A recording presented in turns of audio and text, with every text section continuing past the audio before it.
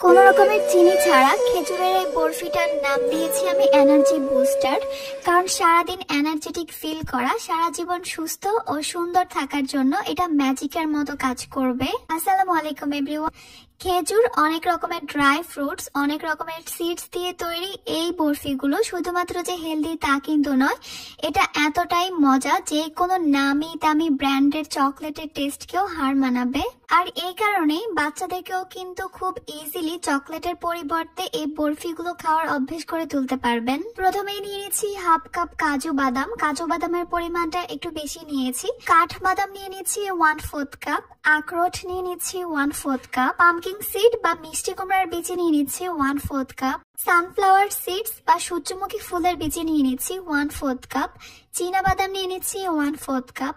আমি শুধুমাত্র কাজু বাদামটা হাফ কাপ নিয়েছি আর সবকিছুই 1/4 কাপ করে নিয়েছি। আমি যত রকমের ড্রাই ফ্রুটস নিয়েছি সবগুলোই যে নিতে হবে এমন ব্যাপার না, আপনার হাতের কাছে যেগুলো অ্যাভেলেবেল থাকবে ওগুলো দিলেই হবে। আর এখন কিন্তু যে কোনো সুপার শপ বা বড় বাজারে এগুলো খুব ইজিলি পেয়ে যাবেন। এখানে আমি 500 গ্রামের মতো খেজুর নিয়েছি। যে কোনো জাতের খেজুরই নিতে পারবেন, শুধুমাত্র খেয়াল রাখতে হবে খেজুরটা যেন একটু নরম হয়। খুরমা দিয়ে কিন্তু খুব একটা বেশি ভালো হবে না। সবগুলো খেজুরের বিচি ছাড়িয়ে আমি একটা ব্লেন্ডারের জাগে নিয়ে নিচ্ছি। একসঙ্গে সবগুলো করব না, অল্প অল্প করে দিব, কারণ খেজুর অনেক বেশি আঠালো হয়ে লেগে থাকে।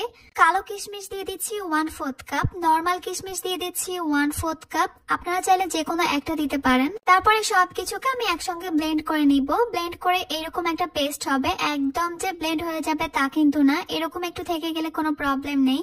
আর যে ড্রাই ফ্রুটস গুলো নিয়েছিলাম সেগুলোকে আমি এরকম একটু কুচি করে নিয়েছি। এবার একটা প্যানে দিয়ে দিচ্ছি হাফ চা চামচ ঘি। ঘিটা মেল্ট হয়ে আসলে আমি ড্রাই ফ্রুটস গুলো দিয়ে দিব। 2 চা চামচ দিয়ে দিচ্ছি কালো জিরা। চুলার হিটটাকে একদম লোতে রেখে এগুলোকে আমি কিছুক্ষণের জন্য একটু ভেজে নিচ্ছি ঘিয়ের সঙ্গে। খেয়াল রাখতে হবে কোনোভাবেই যেন পুড়ে না যায়, তাই অনবরত নাড়তে থাকতে হবে।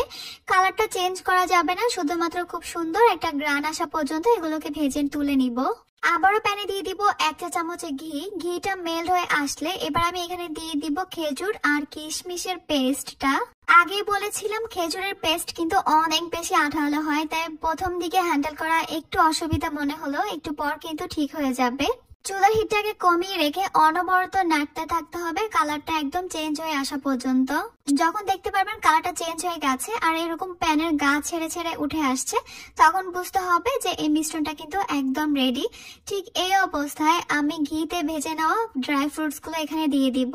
আবারও সবকিছুকে একসঙ্গে ভালো করে মিশিয়ে নিতে হবে। আর এখন কিন্তু দেখতে পাচ্ছেন খেজুরের যে একটা আঠালো ভাব রয়েছিল সেটাও কিন্তু নেই, আর নরম খেজুরটা কিন্তু এখন অনেকটাই শক্ত হয়ে আসছে। ফ্লেভারের জন্য এখানে দিয়ে দিচ্ছি আমি এলাচ গুঁড়া। এলাচ গুঁড়াটা দিলে কিন্তু খুবই সুন্দর একটা ফ্লেভার আসে, তবে আপনারা চাইলে স্কিপ করতে পারেন। যখন দেখতে পারবেন এই মিশ্রণটা ঠিক এইরকম প্যানের গা ছেড়ে ছেড়ে আসছে আর কোনো ভিজা ভাবও নেই, এরপর কিন্তু আর বেশি সময় ধরে এটাকে জাল করা যাবে না, তাহলে কিন্তু অনেক বেশি ড্রাই হয়ে যাবে। এই মিশ্রণটাকে প্যান থেকে তুলে একটা সাইডে রেখে দিব কিছুটা ঠান্ডা হয়ে যাওয়ার জন্য। চুলাটা জ্বালাবো না, তবে এই গরম প্যানের মধ্যে আমি দিয়ে দিব 1 চা চামচ পোস্ত দানা, দিয়ে দিব হাফ চা চামচ সাদা তিল, আর দিয়ে দিব হাফ চা চামচ পেস্তা বাদাম কুচি।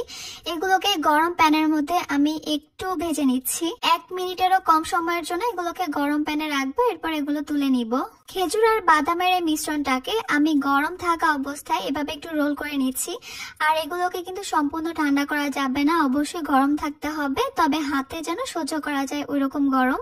একদম শেষে যে ভেজে রেখেছিলাম পোস্ত দানা সাদা তিল, ওগুলো দিয়ে আমি এটাকে একদম ভালো করে কোট করে নিব। আমি আবারও বলছি খেজুরের মিশ্রণটা গরম থাকা অবস্থায় কিন্তু এই কাজগুলো করে নিতে হবে, কারণ ঠান্ডা হতে শুরু করলে কিন্তু এগুলো অনেক বেশি ড্রাই বা শক্ত হয়ে যাবে। এই যে আমার এই খেজুরের বরফির রোলটা কিন্তু একদম এগুলো দিয়ে কোট হয়ে গেছে ভালোভাবে। এবার আমি এখানে একটা র্যাপিং পেপার নিয়ে নিয়েছি। এই রোলটাকে আমি র্যাপিং পেপারে খুব ভালোভাবে মুড়িয়ে রাখবো। সম্পূর্ণভাবে ঠান্ডা হয়ে যাওয়া পর্যন্ত এগুলোকে এইভাবে মুড়িয়ে রাখতে হবে, তা না হলে কিন্তু উপর থেকে ড্রাই হয়ে যাবে। 500 গ্রাম খেজুর দিয়ে আমার এইরকম একটা রোল আর ছোট একটা রোল হয়েছে। সম্পূর্ণভাবে ঠান্ডা হয়ে যাওয়ার পর এখন আমি এই রোলটাকে কেটে নিব। কেটে নেওয়ার পরে কিন্তু এই বরফিটার আসল লুক বের হবে। দেখতে অনেক বেশি ইয়াম্মি লাগবে, অনেক বেশি লোভনীয় লাগবে। চেনা খেজুরের ভিন্ন একটা রূপ, আশা করছি ছোট বড় এমনকি গেস্টদেরও খুবই পছন্দ হবে। আমি নিজেই প্রতিদিন এখান থেকে 1 পিস করে খাওয়ার চেষ্টা করি, তাই একটু বেশি পরিমাণে তৈরি করে স্টোর করে রাখি। একটা কাচের জার বা একটা এয়ারটাইট বক্সে আপনারা নরমালি এটাকে 2 মাসের জন্য সংরক্ষণ করতে পারবেন।